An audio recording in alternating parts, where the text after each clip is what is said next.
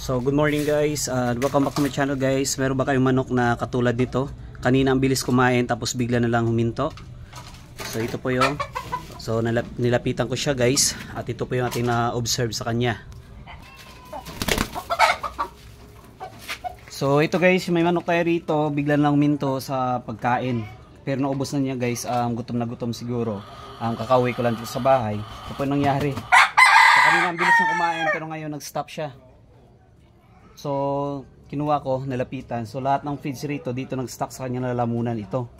Ito, bilog na bilog po guys. So, yung feeds dito. Yan. So, nahirapan siguro siyang lunukin lahat. Kasi yung nabigay kong feeds, dry lang. Okay? So, yung gagawin natin guys, tutulungan po natin yung manok natin para ma-dissolve po yung feeds papunta sa kanyang tiyan. Okay? So, yung gagawin natin, ito lang guys, ang gamit lang tayo ng syringe na walang karayom at saka tubig lang. Okay?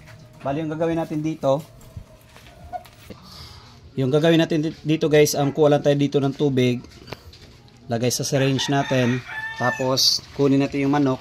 Tapos direct po natin na i-flush doon sa kanyang bunganga para ma-dissolve po yung mga feeds na kastock doon sa kanyang lalamunan. Yung gagawin natin guys, yan, ito yung syringe na may tubig. So ito lang. Yan. So dito, ulit-ulitin lang po guys hanggang ma-dissolve po yung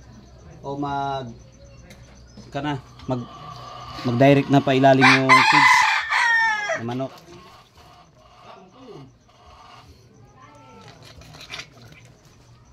Yan, babasahin lang natin guys yung feeds dito sa kanyang lamunan.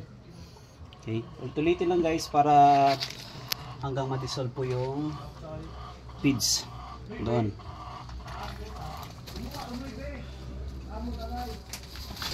Terus